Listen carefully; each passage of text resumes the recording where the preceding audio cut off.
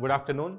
So today class is all about the discussion of the test paper we have conducted on the last Saturday. So first of all, we see the sources in the test, how the question is picked from those sources and what do you need to read about those sources. कि अगर आप कोई newspaper पढ़ रहे हैं, then how to link it with your syllabus, that will be the approach in the all our test discussion. And the sources we are covering in this discussion as well as in the test or the other discussion in the classrooms.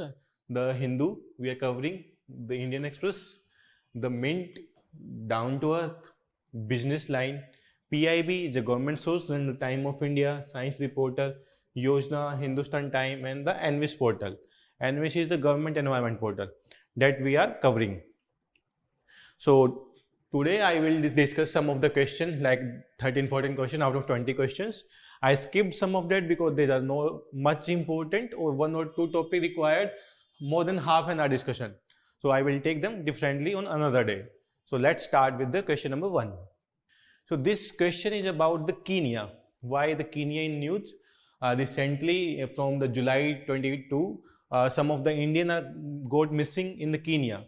So the Kenya is become important for us. The some India peoples are missing in the Kenya, and recently our envoy to Kenya talked to the president regarding these missing reports. So here in this question, what we read, how the Kenya is important, what are the strategic location in the Kenya? What are the strategic location in the Kenya? It's all about the port, lake. These are some international strategic location for the Kenya which we can discuss. So the question was about which of the following ports are located in the Kenya. It's option number 1 is port of Mombasa, port of Lamu, and the Kisumu port. Port of Mombasa, port of Lamu, and the Kisumu port. So all these three ports are present in Kenya. So the answer is 1, 2, 3. But you need to know there are more than 15 ports in Kenya, and only these three are the important one. Why I am calling these three ports are the important one?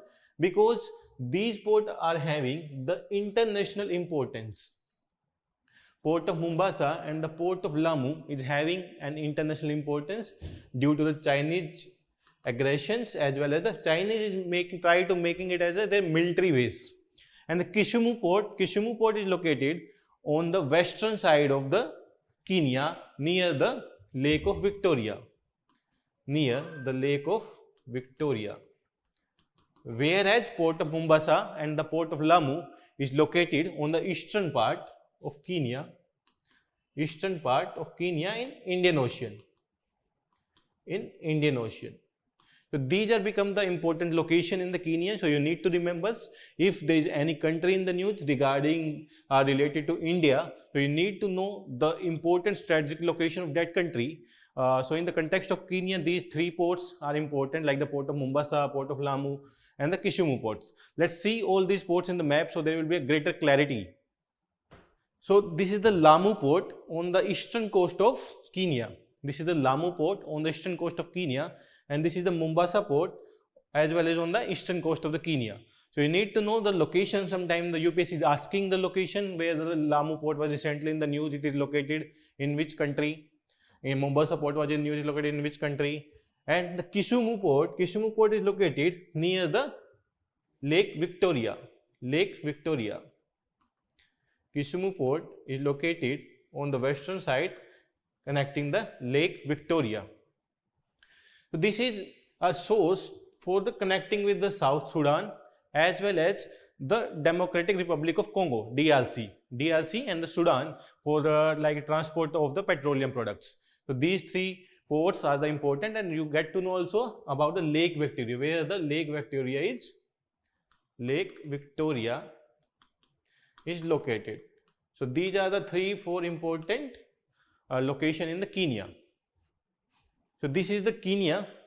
We can see this is the Lake Victoria. Here the Kisumu port is located, and here in this side, in the Indian Ocean side, the Mombasa port is located, as well as the other port is also located. So you need to remember these three locations as well as about the Lake of Victoria. So let's come to the next question.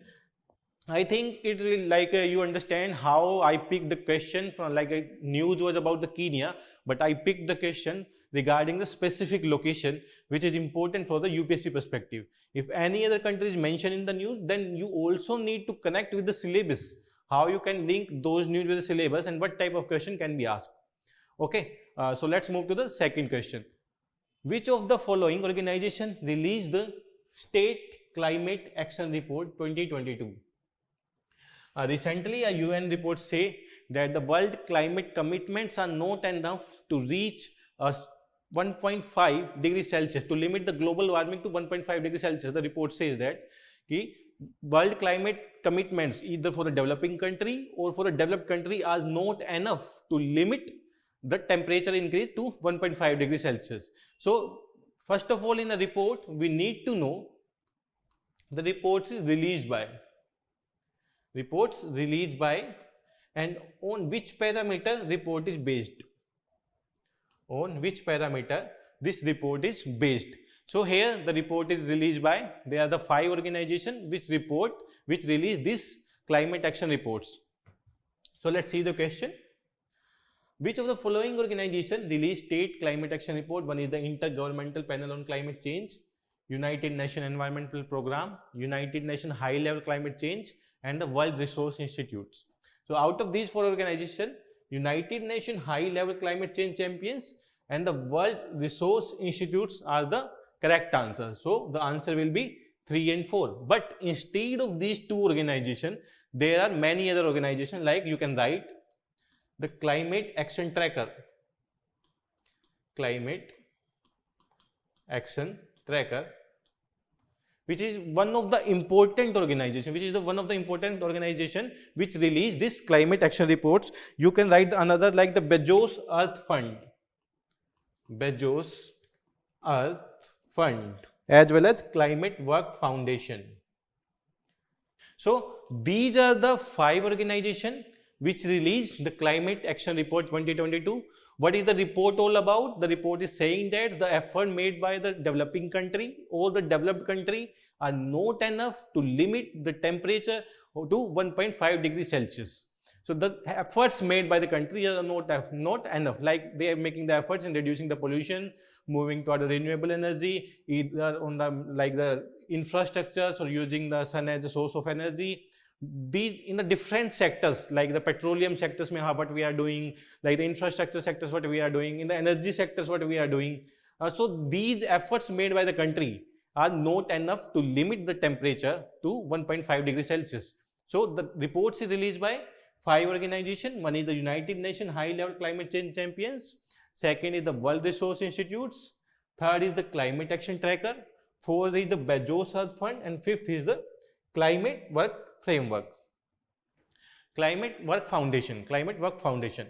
So these are the 5 important organizations which release this report. So you can remember the one of the most like the important one, World Resource Institute, Climate Action Tracker, and the United Nations High Level Change Champions. These 3 are the important organizations which play a key role in releasing this report. So we can see this is published under these 5 organizations, and the report is like what we are doing in the energy sectors, in power sector, in industry sector, in forest and agriculture, in technology sector, and in financing the environmental cause, like environmental problems ko theek karne ke liye what we are doing in the financing, we are doing in the agriculture sectors, in transportation sectors, in forest sectors. What are the initiative taken by the different governments, either for the developing country or the developed country. So you need to know the reports is specific, focusing on the different type of sectors and how the countries are performing, and the reports finalize that the action taken by these developing and developed country are not enough to limit the temperature to 1.5 degrees Celsius. And report also says that, transformation the IPCC findings to limit warming to 1.5 degrees Celsius into 40 indicators of progress with 2030 and the 2050 as targets. Means we need to limit the temperature by 1.5 degrees Celsius, which the topics 40 subjects are decided by IPCC. Means reports under the 40 heads, 40 different types of heads under which these targets are finalized under the IPCC, and we need to stop the increase of the temperature to 1.5 degrees Celsius by 2030 and the 2050 as decided by the different targets. So this is the all about the reports. When you're reading about the reports, you need to know the organizations, you need to know the parameters, if there is any target regarding the reports or any India specific targets. If reports are releasing the ranks, then you need to know the last 3-year rank of India in that report. Like in the global hunger index, if you see India is performing very badly, so you need to know the last 3-year ranking in the global hunger index of India. Similarly, for the other reports like the poverty reports, poverty index, human development index released by the different organizations, so you need to know the tracking, how India is performing, what are the parameters in that index, and what are the different organizations which are releasing these reports. So the question can be asked even in the 2017-18, the UPSC is asked the question regarding the who released these reports. In 2018 there was a question, the World Justice Report released by. Similarly, the Human Development Index is released by in 2015-16 they asked. So the reports are become the important in the UPSC perspective. So you need to remember that reports is released by, and what are the targets, what are the parameters of the reports, and what are the organizations related with the reports. So these all are things you need to remember. So let's come to the next question. Yeah, let's see. Indicators great concern. Which indicators in these reports are used? Use of gases. We are day by day using the high gases, but how we can reduce these gases? The reports major focus on how we can reduce these gases. Steel making technology, how we can improve the technology so there will be less consumption of the coal during the making of the steels. And the traveling and the emission of agriculture. If you see in a travel in passenger cars, like the vehicle are increasing on the road day by day and causing the vehicular pollution. It's also a reason behind the increasing the global temperature. So how we can control that?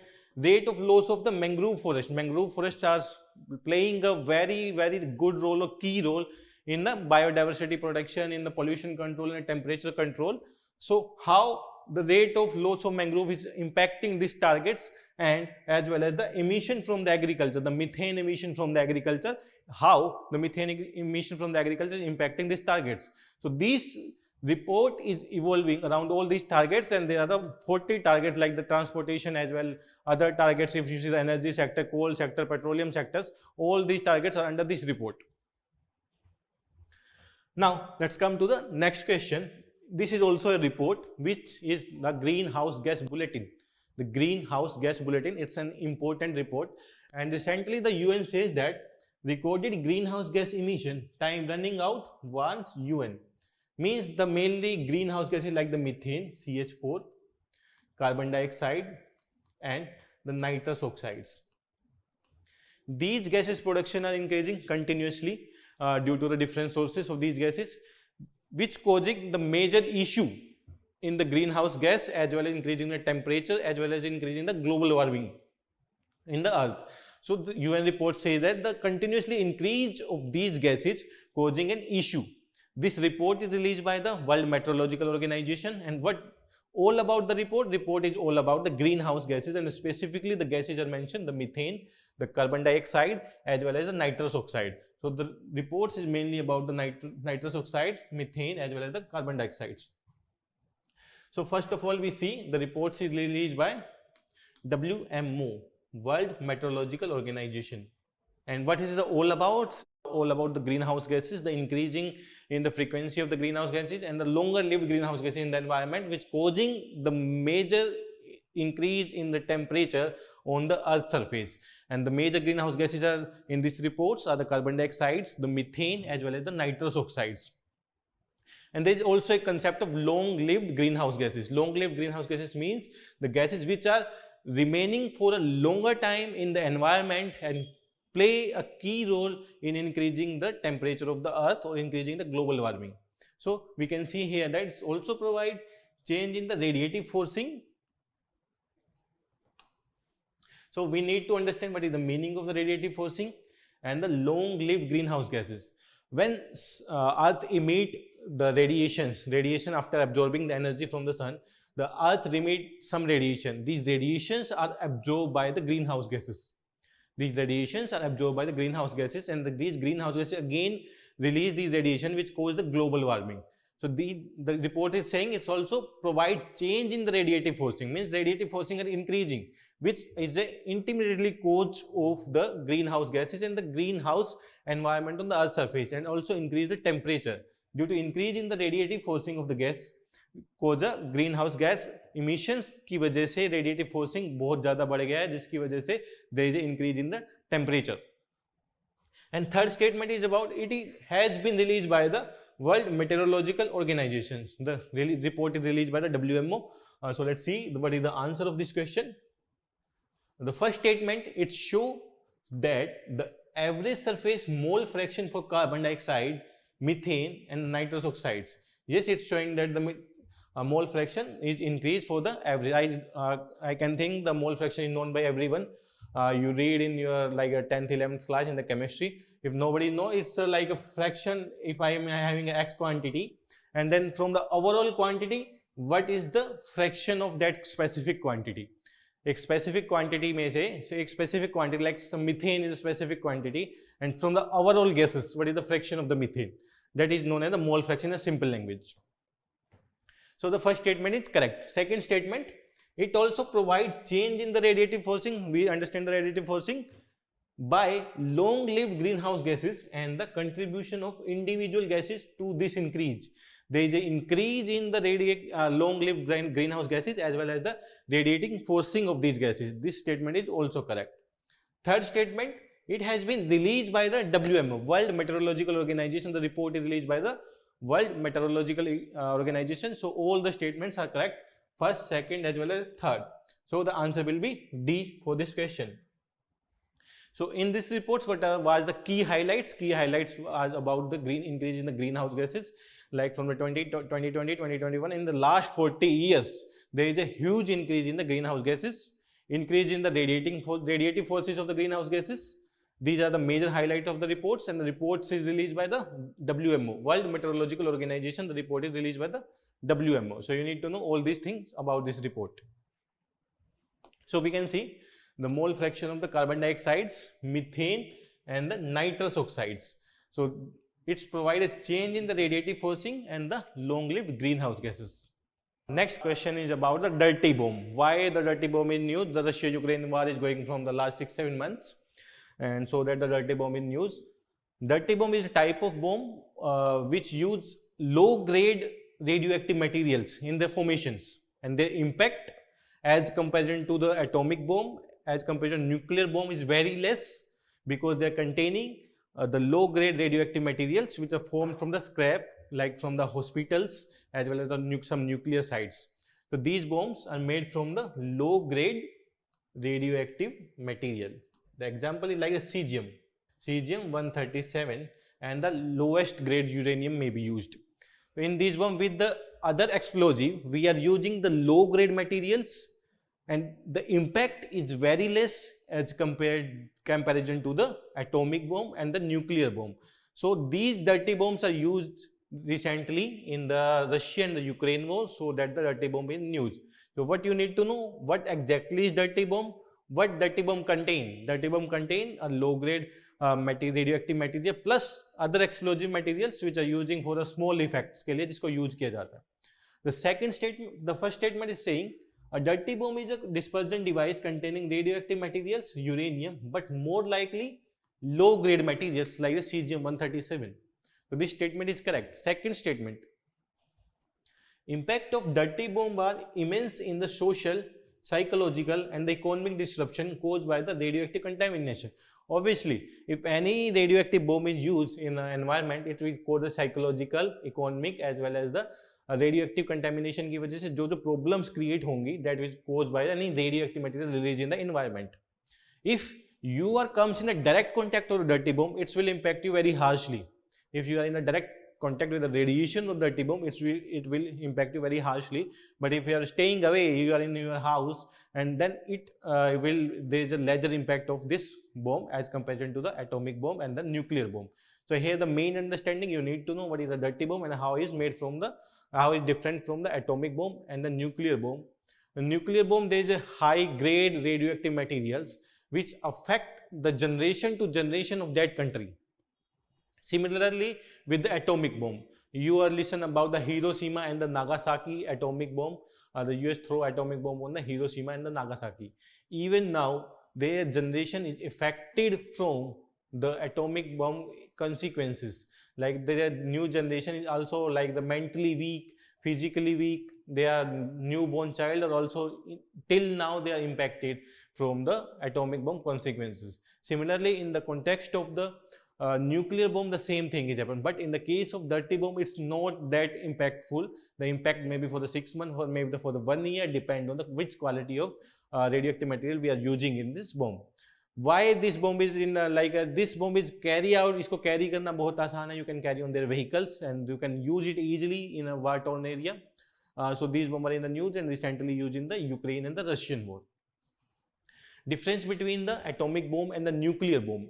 In the atomic bomb, whenever an atomic bomb explodes, there is a reaction between the atomic particles which cause a major effect, where in the nuclear bomb we are using the radioactive nuclear materials. So there is a difference between the made of कि किस तरीके से बनाया जाता है. In a nuclear bomb, it's made from the nuclear material, nuclear radioactive materials like uranium atomics, as well as the cesium we can use, and the other radioactive materials which are containing the nuclear bomb. Where in the atomic bomb we are using a different type of atoms which react during explosion, and cause a higher consequences. So these are the, we can, if we see the impact, the dirty bomb, the very less impact, then we can see the atomic bomb, and then the highest impact of the nuclear bomb. Why the nuclear bomb? Nuclear bomb having a very high grade of nuclear content, radioactive content, very high radioactive content is having. So these are the most impactful bomb in the country. अभी तक इनका use नहीं हुआ है, but the country afraid, or other country like they can use the nuclear bomb which can impact the higher population, impact the higher area of that country. So the use of the nuclear bomb is till avoided. अभी तक इनका use avoid किया गया है, but recently the Russia used the dirty bomb in the Ukraine. So the dirty bomb was in news. So from what was the news? The news was the Defense Minister Rajnath Singh held talks with the Russian counterparts. So if you read the complete news, then there is a mention of 2-3 instances of the dirty bomb. So what is important for us? The important for us is the dirty bomb instead of talks. So we need to know about what is a dirty bomb, what is the consequences of dirty bombs, and how the dirty bombs are made, and which type of material these are using, and from where the material came from. So let's see from where the material came from.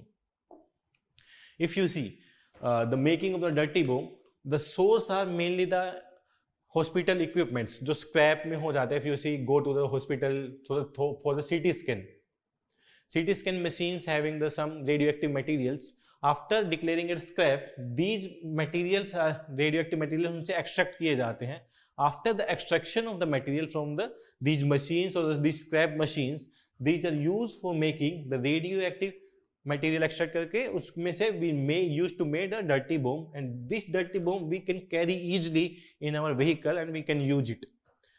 So the process is very easy and the use is very easy in the war-torn area. So the country are using this dirty bomb. Even the dirty bomb का issue ये भी है कि for smaller area का impacted, and for the like a country, if we are using the atomic bomb and nuclear bomb, it can affect the generation, many future generation, like in the case of the Hiroshima and Nagasaki, but it having a lower impact on the generation. Maybe that it's having even the larger impact on the current generation because of the quality of the radioactive material we are using in it. Okay, so let's come to the next one. With reference to the endosulfan. Endosulfan is an insecticide. Endosulfan is an insecticide which is mainly used in cashew crop, coconut crop, and in the rubber plantation.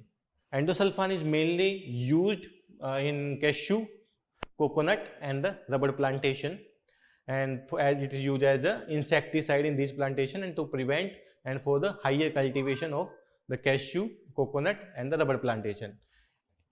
It's mostly used in between 1970 to 1990. We use in a maximum, and these plantation in India is mainly in South India. Mainly in South India. Mainly in South India. So the result was seen in those areas where the use of endosulfan was very high. After the 10-15 years, it start affecting the human health and even causing the death of those humans. And that's why this is news in the Kerala Kasaragod district. This was happened, that was affecting their generation and also causing the death of the people, those who are spreading this endosulfan to the plants. So जिसकी वजह से death कोज हुआ, that's why they news and recently the Kerala government provide the 5,000 rupee to those victims. So that why the endosulfan was in news? Endosulfan was in news because of its health impact on the human beings and its usage by in different plantation, and the Kerala government recently provided 5,000 rupee to the victims. So here, what is the important for us? It's important for us what is the endosulfan, its usage, and how it's come under which convention. Like it's come under the organic pollutant. It's an organic pollutant and it's come under the Stockholm Convention. What are the other compounds come under the Stockholm Conventions, and what is the status in India? Is it banned in the India or it's continuously used in India? So these are the important aspects we will look into the endosulfan. So the first statements, it is organochlorine insecticide as well as acaricide. So what is the meaning of the acaricides? Here the acaricide meaning which affect the termites, mites and ticks. So this has also having a use in wooden storage of woodens में इसको भी use किया जाता है endosulfan को to prevent the wood from termites and the ticks. It's affecting the population of termite and ticks. It's a organochlorine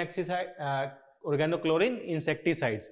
Organochlorine insecticide means it's a hydrocarbon compounds with chlorine. So you need to understand what this term is saying. It's a organochlorine insecticides and acaricides. Organochlorine insecticides are the hydrocarbons with the chlorine as a side chain, and the acaricides which directly affect the population of termites and the ticks. Second statement, Stockholm Convention is initiated a global ban on the manufacture and the use of endosulfan. Yes, this statement is correct. Under the Stockholm Convention, this endosulfan is completely banned. Third, it is primarily used as an insecticide in agriculture and it also used as a wood preservative. The first statement and the third statement are correct. If you know endosulfan is used as a wood preservative, so you can mark both the statements. It's used as a wood preservative, it's used as a acaricide. Acaricide means act against termites and ticks, and these termites and ticks affecting the wood. So both statements are interrelated and you can mark your answer. So the first statement is correct, it's organochlorine insecticides and acaricides. Second statement is also correct, it's under the Stockholm Convention. And the third statement is primarily used in insecticide in agriculture. In which plantation? In rubber plantation, in coconut plantation, and as well as in the cashew plantation. It's mainly used in the South India and mainly in the Kerala, Karnataka region. And it's also used as a wood preservative. So the statement 1, 2, 3 all are correct. So the answer will be D. So what we can see, what are the health effect of the endosulfan? It is a toxic for the human being. It's a it causes biomagnification and bioaccumulation. Biomagnification and the bioaccumulation. What's the meaning of the biomagnification and the bioaccumulation? In the food chain, whenever like a small fish at a base level is consuming the endosulfan, then the small fish is eaten by the larger fish, then to the higher trophic level. Then the amount of the endosulfan is transferring from the one trophic level to the other trophic level, to the next trophic level, and to the top trophic level. So this is the process of biomagnification. Somebody is like eating or affected from the endosulfan, then this level in the higher trophic level, from the one level to other level, the amount and the quantity of the endosulfan will increase to the higher trophic level. It's known as the biomagnification. Bioaccumulation, accumulate in a specific organ. If you are on the daily basis, you are like on a daily basis endosulfan को आप intake कर रहे हैं, it's in your body, it's starting accumulating. आपकी body में तो quantity बढ़ी रही है on a daily basis, but only in the food chain, it's also increasing to the higher trophic level. So when a daily quantity is increasing in your body, it's come under the bioaccumulation, and when it's going to the one trophic level to the higher trophic level, it's known as the biomagnification. Both are the confusing terms, but in bioaccumulation there is a specific organism, but in biomagnification it's come under the from the one trophic level to the upper trophic levels. When there is an increase in the concentration of endosulfan, it's known as the biomagnification. Instead of endosulfan, there may be the some other organic pollutant. Maybe the mercury or maybe the another pollutants. These are the highly toxic and cause the bioaccumulation. And what is the status in the India? In India, the use of endosulfan is completely banned by the Supreme Court in 2011. In India, the use of endosulfan is completely banned by the Supreme Court in 2011. We cannot use endosulfan more as a insecticides in crop like the cashew, in rubber plantation, and as well as in the coconut plantation. Similarly, आपने सुना होगा the DDT, which was initially used for as a mosquito repellent and to kill the mosquito in India. It is also an organic pollutant and it's also banned under the Stockholm Convention. So let's see about what is the endosulfan exactly. Endosulfan is an organochlorine insecticides, a persistent organic pollutants used in cashew nut, coconut, rubber plantation. It is a bioaccumulant. If you see these fishes, this is the highest quantity on a daily basis. They are consuming the endosulfan, and there is a highest quantity in the fish. So this comes under the bioaccumulation. What are the effects of the endosulfan? It's destroy our nervous system. It's directly affecting our nervous system and it's causing the some like a brain disease, autism we can say, and also affecting the sexual maturity in persons. And also it's affecting our endocrine system. It's also affecting our endocrine system. Endocrine system is known as the hormonal system of human. Hormonal system. So it's mainly affecting the hormonal system, the nerve cell system. So this is the injurious and dangerous for the human being. So the Supreme Court keep a blanket ban of use of endosulfan in 2011. So this is all about the endosulfan. Now we will see the Stockholm Convention, under which the POP is banned. Persistent organic pollutants are banned, and which are the other instead of endosulfan initially banned in the POP. They are the initially 12 components are banned in the POP. Let's see about those chemical components. So it's a human health and environment.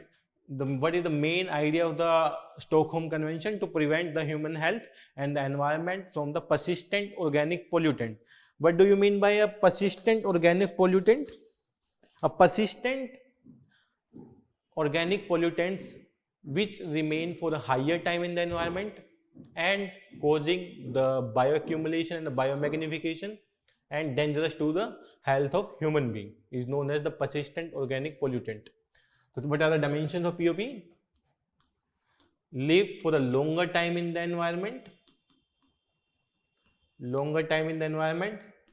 causing bioaccumulation as well as biomagnification and affecting the biodiversity as well as the human being. Biodiversity and the human being. So these are the persistent organic pollutants, and these are banned under the Stockholm Convention, which were held in the 2001 and became effective in 2004. India is also a signatory of the Stockholm Convention. India signed this convention in 2006. The convention came into force in the 2004, but the India signed the convention in the 2006. And what the convention is all about? To choose the safer alternatives of the POP.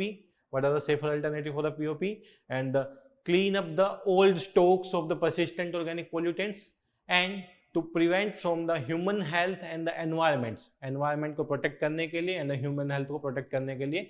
This is the all Stockholm Convention is all about. Let's see the banned product under the Stockholm Convention. The Stockholm Convention initially banned the 12 products which are divided into the 3 categories. One is the 8 pesticides, 2 industrial chemicals, and the 3 is the 2 unintended byproducts. If we are using the some product, then these are the byproducts from those. So what are the 8 pesticides you can write? These are the aldrin, chlordane, DDT, dieldrin, and Mirex, andrine, and heptachlor. These were the chlordane, DDT, dieldrin, aldrin, heptachlor, Mirex, and the toxaphene. These are the 8 pesticides initially banned under the Stockholm Convention. And the 2 industrial chemicals like the polychlorinated biophenyls and the hexachlorobenzenes are banned under the Stockholm Convention. So you need to have आपको एक idea होना चाहिए which of the chemicals or the POP are banned under the Stockholm Conventions. So endosulfan is also banned under the Stockholm Convention, and this is also banned in India, and there is a blanket ban on the use of the endosulfan in India after the 2011 Supreme Court judgment. So this is all about the endosulfan, but we read in the endosulfan what is exactly the POP, persistent organic pollutant है क्या exactly, and what is the endosulfan and how the endosulfan is affecting the human system, where the endosulfan was used initially like in the cashew crops, in a plantation, rubber plantation, as well as in the coconut plantation में इसका mostly use होता था, and how it's impacting the human health, and under which convention the endosulfan is comes, and what are the other products or the other persistent organic chemicals or persistent organic compounds which are comes under the Stockholm Convention. So you need to know all these things about the endosulfans, and its application हमने देखा what are the benefit initially, but how the benefit changes into a drawback after that. So this is all about the endosulfan and the Stockholm Convention. Okay, now come to the next question. E-Government Survey 2022. This is a survey conducted by a UN agency. This is the only survey in the world which is conducted by a UN agency and about the e-governance in any country. This is the only survey which is conducted by an UN agency and about the e-governance. Why this was in news? Recently in the Africa, the e-government survey report says that in Africa the digital divide, the digital divide जो increase हो रहा है due to the higher data charges की वजह से. They work on digital revolution. Africa is also working on improvement in the digital technology, but there is increasing in the digital divide. Why there is increase? Because of the higher data charge.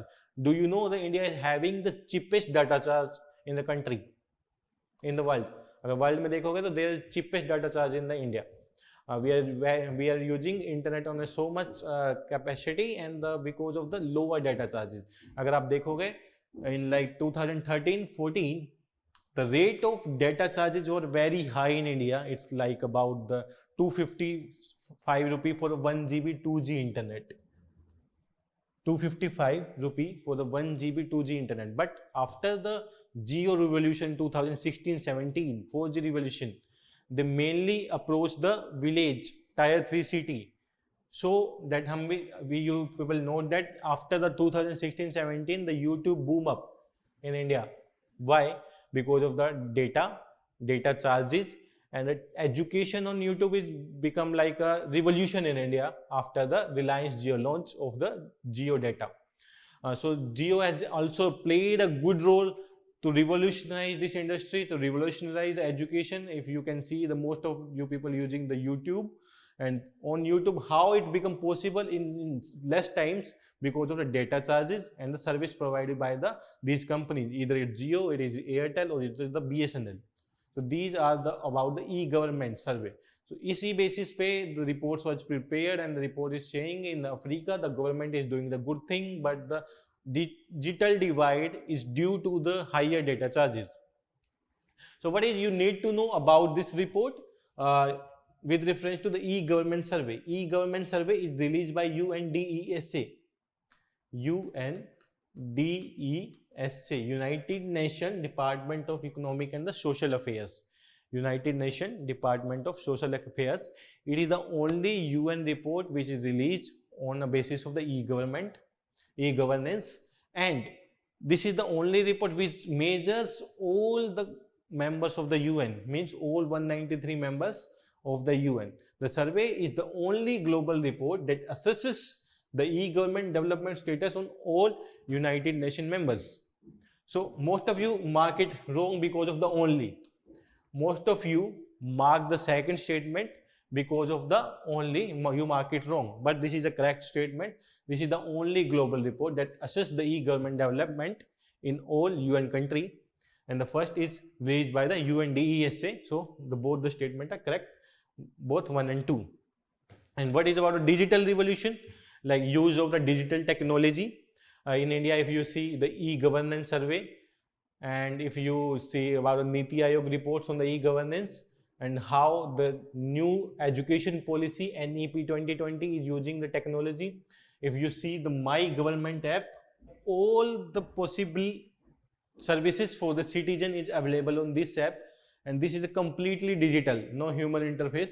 This app is a completely digital where you can get your service. Even some state government is using initiatives like e-Disha, using by for the Haryana for the administration purpose, e-Disha. So these are the technology. Even in the, we are using a technology in everything. We are like a digital revolution जो India में day by day बढ़ रहा है. Even the central bank launched the digital currency on a trial basis. So we are like the UPI we are using, RTGS, NEFT, all are comes under the digital revolution. It's possible because of the digital revolution as well as the penetration of the internet in the Indian market. So without that, it's not possible. So you need to remember. And what are the parameters of this report? On which parameter this report is based? Mainly on the digital divides, digital parameters. You can see level and extent of its e-governance initiative. What are the initiative, e-governance initiative on किसी भी state governments, किसी भी central governments and country governments, what are the initiative taken by those governments? Policy makers, government official, academia, civil society, private sector and the practitioner experts in the area of sustainable developments. And in India, this report is headed by the MITI, Ministry of Electronic and Information Technology. If you see the monitoring in India of the e-government survey report is by the Ministry of Electronic and Information Technology. In India, this monitoring of this report is by the MEITY, Ministry of Electronic and Information Technology. So this is all about the e-government survey. So the answer of this question will be both 1 and 2, C.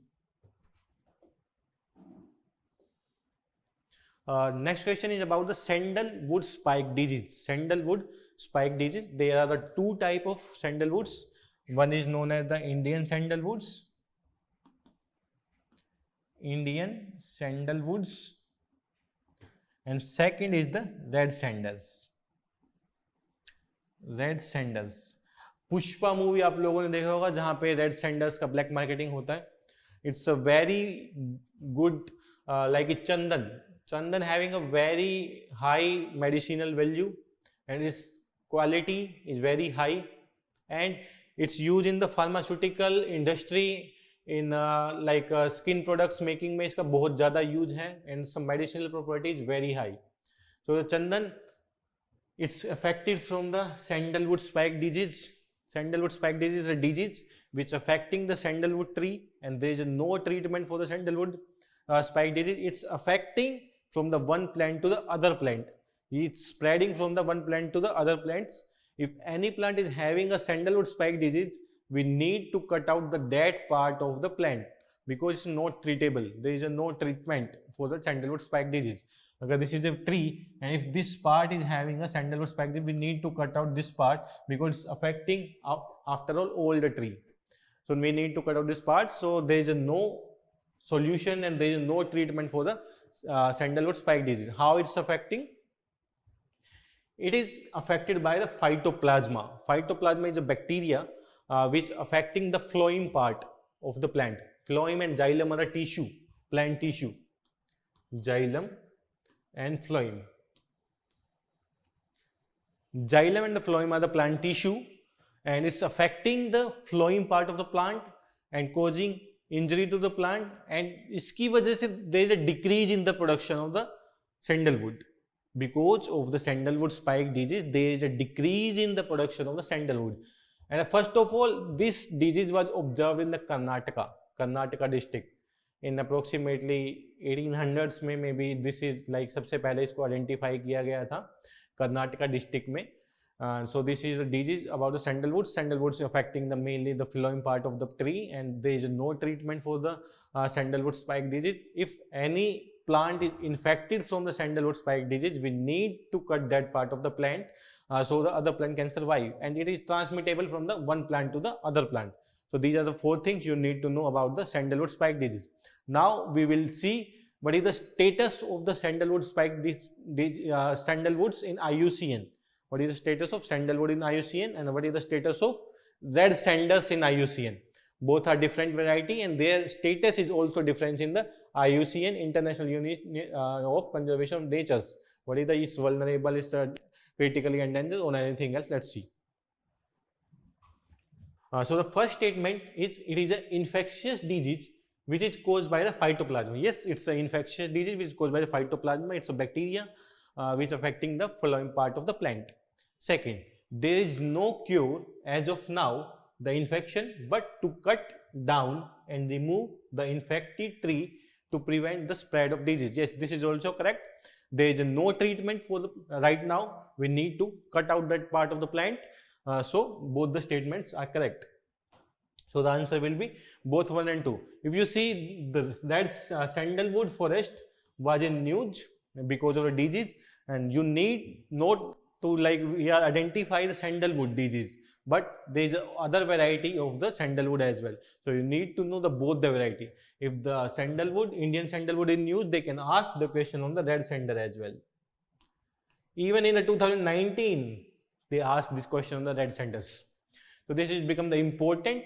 If some topic is in the news, you need to comprehensively cover those topics from all the perspective. It's not like if the Indian sandalwood is in the news, you will not read the red sanders. It's become your sole responsibility to read all the comprehensive things about the sandalwoods. It's the sandalwoods, Indian sandalwoods, or it's maybe the red sanders.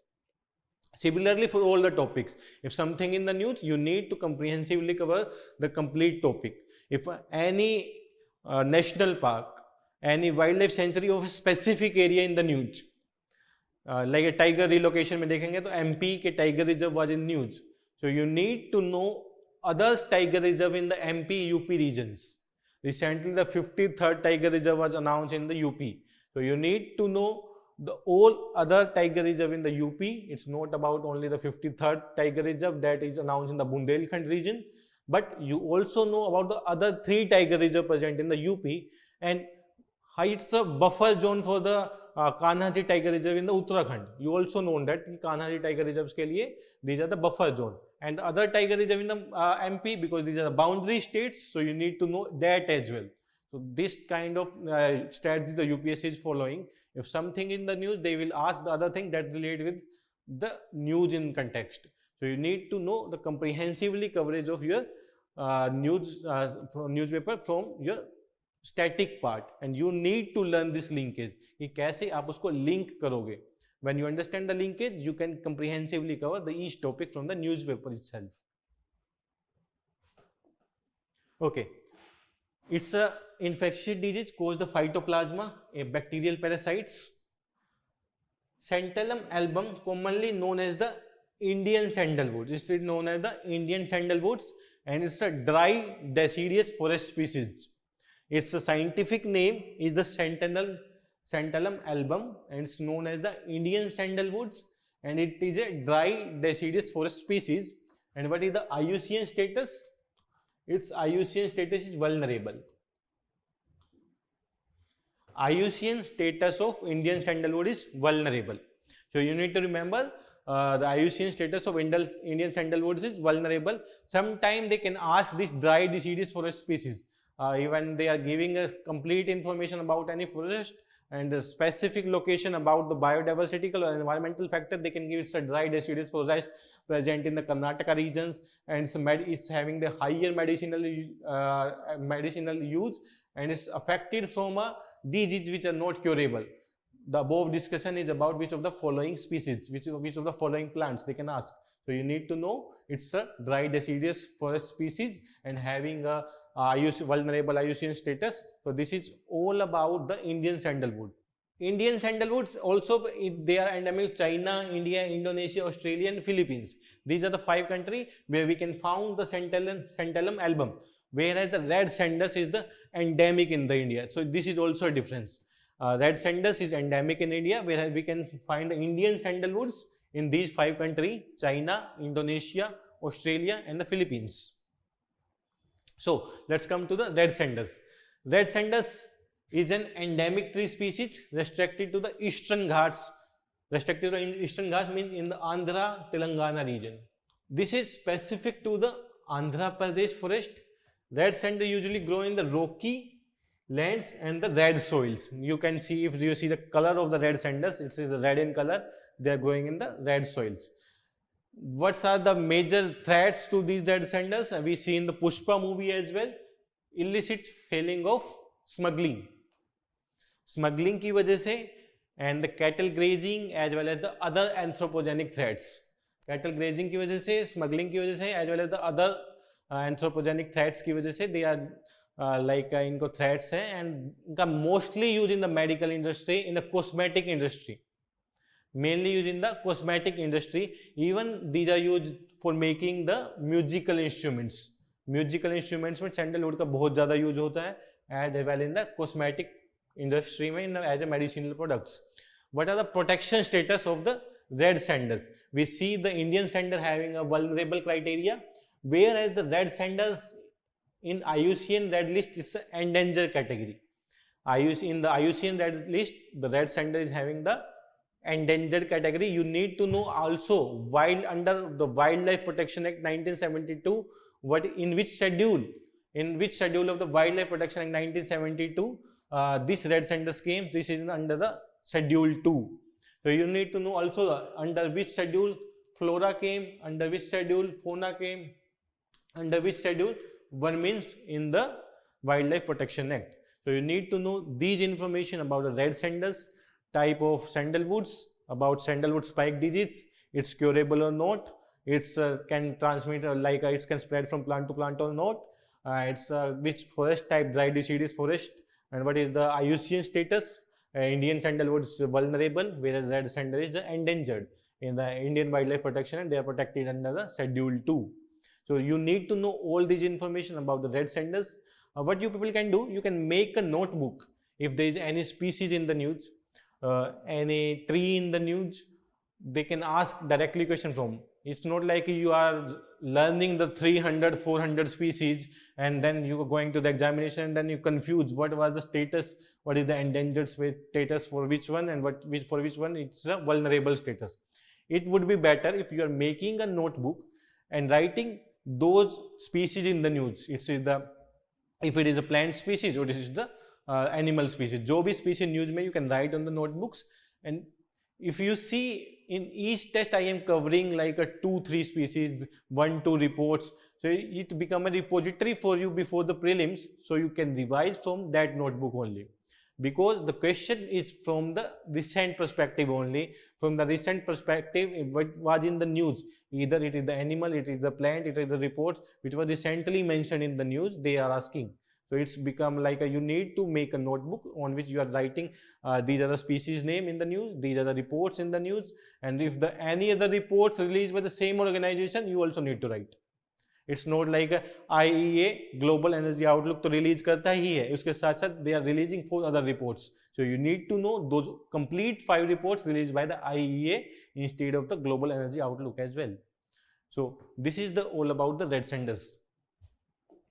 Let's come to the next. With reference to the Pokali rice. Pokali rice. Recently the harvesting festival of Pokali rice was celebrated in the Kerala and a minister attended. So instead of minister, the Pokali rice is important for us. We will focus on the Pokali rice instead of the minister. So what is the Pokali rice? Pokali rice is a salt resistant variety of rice. It's a salt resistant variety of rice. It is also given a GI tag, geographical indication tag is given to the Pokali rice, and it is a climate resilient crop. Climate resilient crop. What is the meaning of the climate resilient crop? Climate resilient crop meaning it can survive in the harsh condition. If it's the higher temperature, it's a higher rain, it's a completely dry condition, it can survive that. So we know this is known as the climate resilient crop. And this can grow in this is a salt resistant variety of the rice in the Kerala, and it's also given a geographical indication tag. So this is the thing you need to know about the Pokali rice. It's a native of the Kerala, and it's also given a GI tag. It's a climate resilient crops, and it's a salt resistant crops. It's growing in season between June to November. The growing season for the Pokali rice is the June to November. So these are the 4-5 information you need to know about the Pokali rice. So let's come to the statements. The first statement, the Pokali variety of rice is known for its salt water resistance and flourish in the paddy of coastal Kerala. Yes, if we note these 5 information, it is from the Kerala, and second, it's a salt resistant variety. One more important thing about it's a less carb variety of rice. Carbohydrate content बहुत कम होता है, and it's a high antioxidant variety. This is a very important information. It's an antioxidant variety and the lowest carb variety. This variety of rice having the lowest carbohydrates as well as the higher antioxidant content. So the second statement, Pokali has a medicinal property and its higher value of antioxidant and low carbohydrate content. So this is also correct. The first and second statement both are correct. So the answer will be C. So what's the information about the Pokali rice? What is the Pokali rice? It's a salt resistant variety. It's a climate resilient crops. GI tag is given to the Pokali rice, and it's found in the coastal region of Kerala. Its growing period is between the June to November. It's having the higher antioxidant content and the lower carb content. So this is the 6-7 information important for the Pokali rice. You need to remember these information and you can mark your answers. Next is the blue flag certification. Blue flag certification के बारे में आप लोगों ने सबने सुना होगा. Blue flag certification. Blue flag certification, these are a type of title, or you can say it's a type of stamps given to some beaches, mainly by the NGO of Denmark. NGO of Denmark, Foundation for Environment Education. You can write FEE, Foundation for Environment Education. It's a NGO of Denmark. This provide a status of blue flag certification to the beach. In India, there are total 12 blue certification beaches. Why this was in news? Recently, the 2 more Indian beaches are accorded with the blue flag certification. These are from the Andaman and Nicobar. These are 2 beaches are from the Andaman and Nicobar. Okay, so this is a very static question. You need to remember Minicoy from the Lakshadweep, Kadamas from Lakshadweep, Sivraj from Gujarat, and Rusaikonda from the Andhra Pradesh. This is a very factual information. These 12 beaches are having the blue certification. You need to know. What is the major focus? Major focus on the blue flag certification is given by FEE, Foundation of Environmental Education. FEE. With this, IUCN plus UNEP. UNEP also play a major role to giving the blue flag certification to beaches. UNEP, United Nations Environmental Program, and IUCN, International Union of Conservation of Nature. So these are 3 organizations mainly in the blue flag certification. And what is this blue flag certification is all about? There are the 4 parameters which are identifiable when we are giving a blue flag certification to any beach.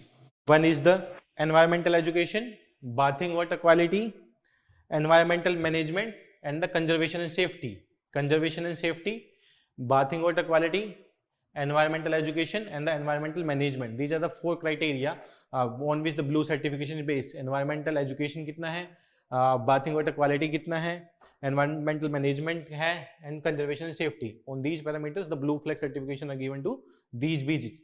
And India, these are controlled by the Ministry of Environment and Forest and Climate Change, MOEFCC. Ministry of Environment, Forest and the Climate Change, these are given.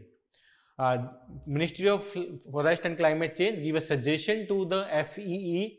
They will judge these are all the conditions these beaches are following, and then they are giving the blue flag certification to these beaches.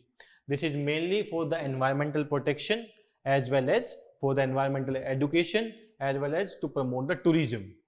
To promote the tourism, for the environmental protection as well as for the environmental education, the blue flag certification are given to the beach. To mainly to protect the environment.